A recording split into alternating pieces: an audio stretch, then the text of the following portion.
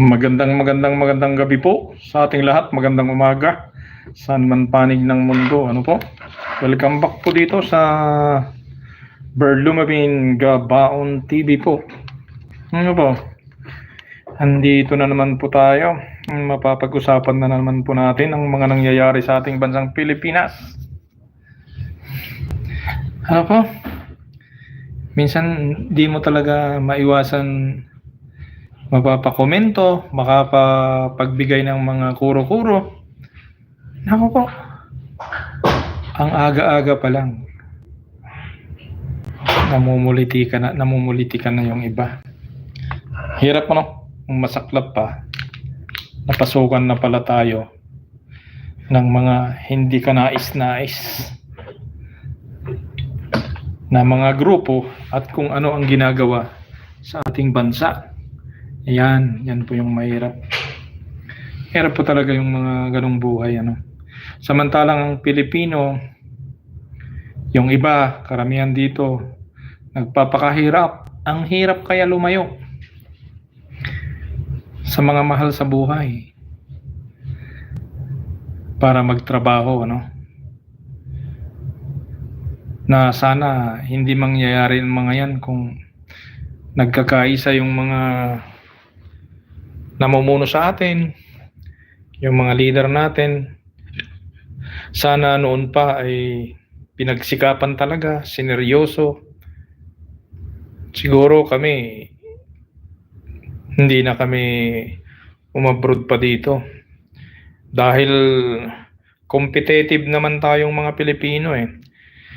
Saan mo i-compare ang Pilipino? Mapa-opisina, mapa-technical, mapa-skilled, mapa-labor, kahit mo ilaban yung Pilipino. Ang mga Pilipino, mga skilled worker, naku po, dito ang mga Pilipino, ang daming naka-expose sa mga planta. Yan po yung mga ginagawang planta, yung mga paggawa ng nagre-refine ng mga gasolina, napta. Napaka-competitive po yung mga Pilipino. Kaya sana po naman magtulungan. Huwag na yung lagi na lang ang nakikita kasi natin talagang pagalingan sa debate, salitaan. Parang yun na yung nagiging basehan ng ginagawa ng mga kwan po natin. Mahirap po kasing magsalita eh. Pero yun po yung napapansin talaga natin eh. Yung mga Pilipino, lalong-lalo na sa Middle East, yung mga tumitira ng mga planta, mapa-instrumentation man yan, yung mga napakalaking motor, pinapaandar nila yan. Yung mga condenser na yan, yung mga tankages na yan, mga millwrights, pipe fitter, mga welders, TIG welders, mga engineering, QC, QS, safety manager, safety engineer, dyan lahat yung mga Pilipino. Kaya sana kung nagkakaisa lang yung taong bayan din, wag na yung watak-watak, magiging mayaman yung Pilipinas talaga. Kung hindi ka na aalis, doon ka na lang a-apply, gagawa kayo ng planta. Diyan na lang kayo a-apply dahil mayroon kayong mga fabrication. Yaman-yaman sana ng Pilipinas, ano. Pero yun yung pangarap na yan, magiging Singapore ang Pilipinas. Maganda po yan. Kaya nga po kung may refineries po tayo dyan, napakalaking tulong po yan sa mga OFW. At kapag may trabaho yung mga OFW, kahit hindi na umalis, maganda po. Kahit saan po natin sinasabak yung mga Pilipino dito eh. Mapa-Africa nga yung iba, nandoon din yung iba, yung mga ibang mga trumatrabaho sa mga refinery. Mga minings din yung iba, nandoon dyan, mga Pilipino pa rin. Yung mga operator ng mga naglalakihang mga equipments, mga Pilipino. Yung mga nagwe-welding sa loob ng dagat, mga Pilipino yan.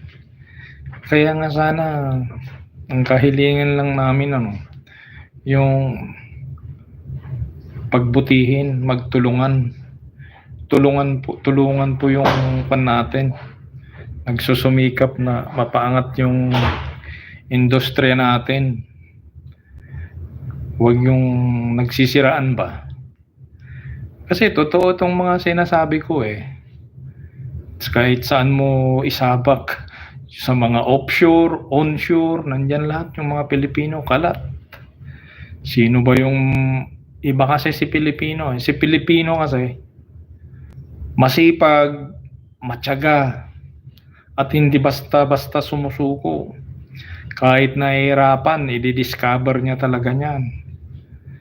Yan. Kahit yung mga gagawin na mga refinery, yung mga pipes na mayroong angles, may rulings. Ayan, sino ba yung nakukuha talaga? Pilipino yung karamihan din yan. Kaya sana pakiusap, magtulungan na lang. Hirap yung puro politika lagi. Puro politika. Wala ka nang nakitang sa Pilipinas kundi ang layo-layo pa ng 2028. Nandoon na sila. Kaya nga ang sabi ni Tanyada dati, kailangan serbisyo publiko, hindi serbisyo negosyo. Yan yung sabi niya. Kikita niya kasi parang negosyo na rin yung politika. Pero ito sinasabi lang natin. Nasa mga tao pa rin yun ang masasabi ko sa vlog ko na ito talaga. Kasi yun yung nakikita natin.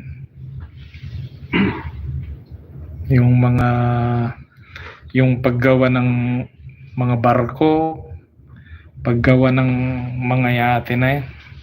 Kayang-kaya ng Pilipino mga yan.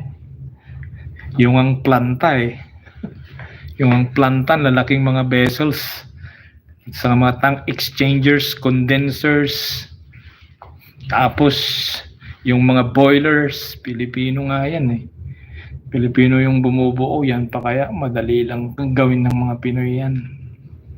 Pero alam ko nag-i-exist na yan sa Pilipinas Kaya naman panahon na sana na magsuportahan din. Hindi yung lagi na lang nagbabangayan, lagi na lang nagdi-divide. Dapat may nationalism sana naman tayo. Nationalism at patriotism. Yun yung nawawala Nawawala yung nationalism at patriotism natin sa Pilipino. Dahil di naman din natin masisi yung iba. Financially motivated. Pero hindi pa rin dapat. Kaya suportahan po natin kung sino yung tinilaga ng mga tao kasi pag natapos sila, matatapos din naman sila sa kanilang panunungkulan, di ba? Darating din naman yung susunod. Ganun din. Magantay lang. Kung yung gagawin na lang natin na parang negosyo yung paninilbihan, kaya hindi rin maganda yan. Kaya hanggang dito lamang po itong vlog ko na ito. Ako po muli si Mr. Bernard Tubera Gabaon ang nagsasabi sa inyong God bless you po.